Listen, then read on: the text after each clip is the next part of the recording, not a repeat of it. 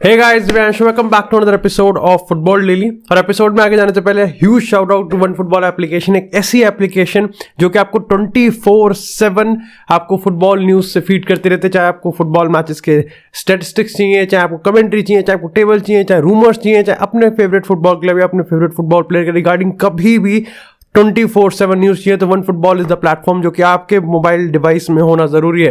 तो do make sure कि आप मेरे दिए गए लिंक से जाके उसको इंस्टॉल करें और बी अ फुटबॉल फैन 24/7।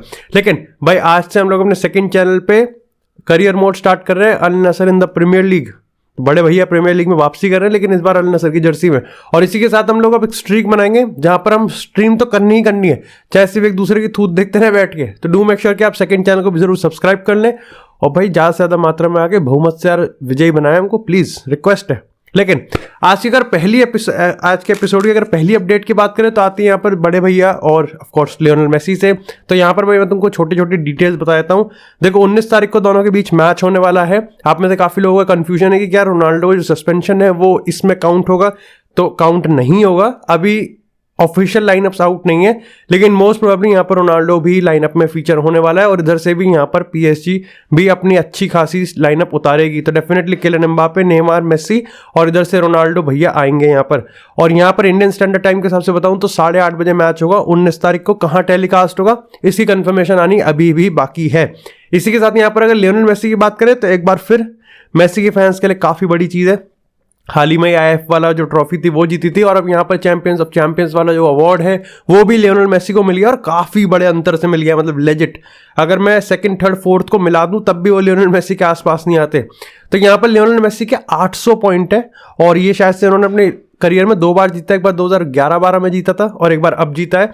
और यहाँ पर उन्होंने जो बीट किया है वो है यहाँ पर F1 के सुपरस्टार वर्स्टेपन की बात करें, अगर मैं NBA लेजेंड की बात करें, इसके साथ ही करीम बेंजेमा, किलियन एम्बापे और यहाँ पर टेनिस लेजेंड राफेल नडाल की बात करें, इन सबको बीट करके लगभग 800 पॉइंट के आसपास लियोनेल मेसी ने यहाँ पर गैदर किए हैं। और 2022 भी तगड़ी तरीके से स्टार्ट खत्म हुआ था और 2023 भी तगड़ी तरीके से एंड हुआ है। रिपोर्ट्स की माने तो जनवरी 11 को ही वो यहाँ पर अपनी वापसी करेंगे, उससे पहले वापसी नहीं होने वाली। किलियन एम्बापे का यार कुछ खास मेरे को पता नहीं है।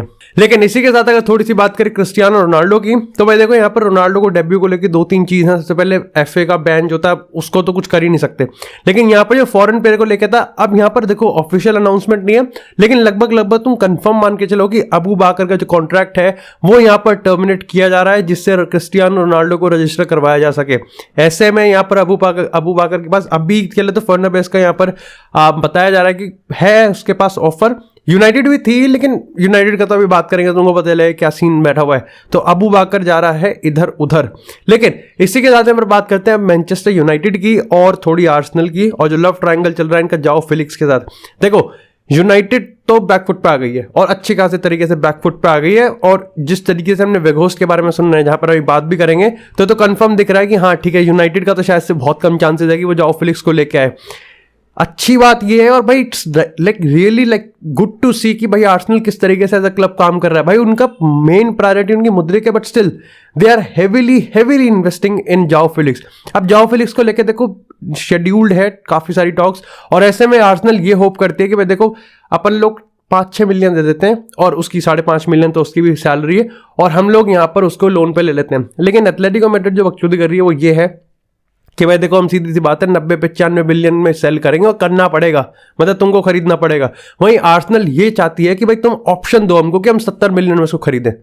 यूनाइटेड तो कुछ भी नहीं करना चाहती। दूसरी चीज आई थिंक यूनाइटेड की बात करें तो यूनाइटेड का ये भी हिसाब है कि जो ग्लेजर्स हैं वो कितना इन्वेस्ट करने को तैयार है, क्योंकि क्लब ऑन सेल है। ऐसा नहीं है। अब तुम वेगोस की बात करो तो वेगोस कोई बहुत बॉक्स ऑफिस प्लेयर नहीं है, बल्कि बहुत चीप प्लेयर है और काफी सस्ते में आइट्रैक लूक डियोंग वाली डील है। मतलब कंपैरिजन नहीं है, बट स्टिल जो फाइनेंशियल टर्म्स है वो इसी के हिसाब से टर्म्स है। खैर वैसे अभी हाल ही में यूनाइटेड की तरफ से खबर आ रही है कि वो अपनी सैलरी को कैप कर रहे हैं, यानी कि पूरे स्क्वाड में यूनाइटेड में कोई भी 200,000 पर वीक की सैलरी से ज्यादा नहीं जाने वाला, चाहे डेविड दे और स्टार्टिंग फ्रॉम डेविड दे। अब ये इंपॉर्टेंट है कि मार्कस रैशफोर्ड का जब कॉन्ट्रैक्ट रिन्यू करेंगे तो उसको भी क्या ये 200,000 की ही सैलरी देने वाले हैं। अगर ये हो गया तो भाई ये एरिक टेन हैग का one of the biggest move होगा मैनचेस्टर यूनाइटेड में, और पूरा कल्चरल चेंज हम यहाँ पर देख सकते हैं। लेकिन इसी के साथ यार बात करते हैं अब थोड़ी सी यहाँ पर जिडान को लेके। तो देखो भाई, कल ये कंफर्म हो गया कि Didier Deschamps is going to remain as a France manager until 2026 का वर्ल्ड कप। अब देखो इसमें इफ बट हो सकता है यूरो 2024 में अगर फ्रांस का कैंपेन बहुत ही खराब चला गया तो हाँ ठीक है, हो जाएगा, लेकिन ये तो कंफर्म होता हुआ दिख रहा है कि जिडान विल नॉट वेट। अब तो अभी के लिए तो वेट नहीं करेगा फ्रांस की जॉब के लिए। और ऐसे में धीरे धीरे लेक्विप ने यहाँ पर ये खबर इसको रिवील किया कि जिडान के पास 3 जॉब्स थी। सबसे पहले तो यहाँ पर उसने यूएस की जॉब को ठुकराया, उसके बाद यहाँ पर ब्राजील की जॉब को ठुकराया और यहाँ पर पोर्चुगल की जॉब को भी उसने रिजेक्ट कर दिया। तो यस, जिडान को भाई पोर्चुगल मैनेज करने का ऑफर दिया गया था, लेकिन जिडान ने उसको रिजेक्ट कर दिया। ऐसे में सवाल सबसे बड़ा ये आता है कि जिडान अगला एडवेंचर कब आएगा। देखो हाल ही में उसने इंटरव्यू में ये चीज़ तो कंफर्म कर दी थी कि हाँ वो बहुत करीब है किसी भी क्लब को मैनेज करने में। नेशनल टीम होती तो फ्रांस ही होती, लेकिन अब फ्रांस नहीं है तो हम उसको किसी क्लब में होते हुए देख सकते हैं। देखो real Madrid is a huge shout again. Carlo Ancelotti 2023 के बाद रहेंगे या नहीं रहेंगे क्लब के मैनेजर। उसी के साथ अगर हम जुवेंटस की बात करें, साथ ही अगर हम यहाँ पर और भी 2-3 क्लब्स की बात करें तो वो भी इस समय रडार पे हमको दिख रहे हैं। पर्सनली मेरे को लगता है कि जुवेंटस खींच सकती है। हाँ ठीक है, तुमको पता है कि अभी 8 के 8 मैच वो जीत गए एलिग्री के अंडर, बट तुमको पता है कि जिडान एक ऐसा मैनेजर है जिसपे अगर अपॉर्चुनिटी अराइज होती है तो कोई भी बाउंस करने की कोशिश जरूर करेगा। इसी के साथ अब जब पोर्चुगल की बात करी है तो भाई यहाँ पर ये पता चला है कि रॉबर्टो मार्टिनेज जो कि बेल्जियम के मैनेजर थे, वर्ल्ड कप में डिसअपॉइंटिंग कैंपेन के बाद उन्होंने रिजाइन कर दिया। वो यहाँ पर अब पोर्चुगल के मैनेजर बनते हुए दिख सकते हैं। वर्बल एग्रीमेंट हो चुका है और इस हफ्ते के एंड तक हमको ऑफिशियल अनाउंसमेंट होती हुई दिख सकती है। देखो नॉट टू बैड, बट खास भी कुछ नहीं है, क्योंकि सही बताऊं तो अगर मैं कल को ये कहूंगा कि फर्नांडो सैंटोस ने पोर्चुगल गोल्डन जनरेशन को डुबा दिया, उसके बाद अगर किसी का नाम आएगा तो शायद से मैं पर्टिकुलरली बेल्जियम का नाम ही दे दूंगा, बिकॉज इनकी भी एक ऐसी जनरेशन थी। एंड अब अन्य तो फिर भी यूरो 2016 जीता था, इन्होंने तो वो भी नहीं जीता है। तो यहां पर कहीं ना कहीं मेरे को लगता है कि ठीक है होती तो है ही, लेकिन ठीक है एट द बीच में हमको काफ़ी अच्छा फुटबॉल देखने को मिला, लेकिन मेजॉरिटी ऑफ द टाइम्स बहुत ही टट्टी फुटबॉल हमको देखने को मिला रॉबर्टो मार्टिनेज की तरफ से। और ऐसे में ज़्यादा होप्स मेरी हाई नहीं है। अगर तुम्हारे मैं जोसे मोरिनो वाले क्वेश्चन का आंसर करूँ तो देखो रोमा के किसी थिंक डायरेक्टर वगैरह ने हाल ही में इंटरव्यू में कहा था कि वो मैनेजर तो रह रहा है यहाँ पर, वो तो रह रहा है यहाँ पर मैनेजर एज अ रोमा का मैनेजर कंटिन्यू करेगा। पोर्चुगल का तो पता नहीं। उसने ये भी चीज़ कही थी कि पोर्चुगल का ऐसा सीन है कि जोसे मोरिनो जब भी पोर्चुगल में कुछ दिक्कत होती है तो वो जोसे मोरिनो को याद करते हैं। तो पोर्चुगल का नेशनल टीम और जोसे मोरिनो का नाम एक दूसरे के साथ जोड़े रखना इट्स नथिंग न्यू। खैर यहाँ पर एक ह्यूज शाउट आउट मैं छोटा सा दे देता हूँ अपने आप को ही। भाई इंडियन फुटबॉल का जो रोड मैप है उस पर मैंने ऑलरेडी कल वीडियो डाल दी है चैनल पर, अगर आपने नहीं देखे, जो कि नहीं देखी है तुम में से 80% लोगों ने, तो डू मेक श्योर कि आप जरूर एक बार चेकआउट करें और आप को अच्छा लगा था वीडियो को लाइक भी कर देना। लेकिन इसी के साथ यार बात करते हैं अब थोड़ी सी रियल मैड्रिड की। तो इट्स क्या मतलब इट्स एम्बैरेसिंग। हाँ see it's embarrassing. Real Madrid ने कल जिस तरीके से गेम खेला है वो बहुत निहायती बेशरम है। And the worst part of it कि अगले 3-4-10 दिन में ही हमको एक बार फिर से इनके साथ खेलना है। बहुत सारी चीजें हमारी एक्सपोज हुई हैं। यस मैं 2-3 मैं ओवर एग्जैजरेट नहीं कर रहा हूं, लेकिन जब कोई ऐसा ट्विटर पे लिखता है या फिर जब कोई अपनी वेबसाइट पे जब कोई एनालिस्ट ये लिखता है कि ये रियल मैड्रिड क्या ओवर कॉन्फिडेंट है, क्योंकि जहां एक टाइम पे ये अपने स्कोर को बेटर करने के लिए एम्बापे और हालैंड को लेके आने वाले थे, लेकिन जैसे ही वो दोनों नहीं आए दे वर लाइक कि हमारा स्कोर तो पूरा कंप्लीट है। आप ये देखो कि बेंजेमा जो मैजिक कर रहा था वो बेंजेमा का मैजिक नहीं आ रहा। अगेन मैं बेंजेमा को इस मैच के बेसिस पे बिल्कुल अकेला निकाल के नहीं लाऊंगा, क्योंकि सारी टीम खराब थी। खुद कार्लो एंसेलोटी ने कहा था कि लुकास वास्केस को हमने इसलिए नहीं खिलाया क्योंकि वो थका हुआ था। ईडन मिलिटाओ ने ब्राजील में अच्छा काम करा, यहां पर काम नहीं करा। और उन्होंने कहा कि रियल मैड्रिड पूरी बेकार थी। मतलब रियल मैड्रिड का प्रेस बेकार था। सेटियन का जो टीम का प्रेस था वो काफी ज्यादा सही था। मतलब विलारियल पिछले 4-5 गेम में सारी मैच जीती है और जितने भी बहुत अच्छी तरीके से मैच जीती है वो वही पोजेशन बेस प्रेस हर चीज विलारियल के पक्ष में थी। दूसरी चीज फुल बैक्स हमारे हगू हैं। Like Ferland Mendy is not cooperating with Vinicius Junior. Eder Militao को तो मैं क्या ही कहूं, इतने सारे पोजीशन चेंज हो रहे थे।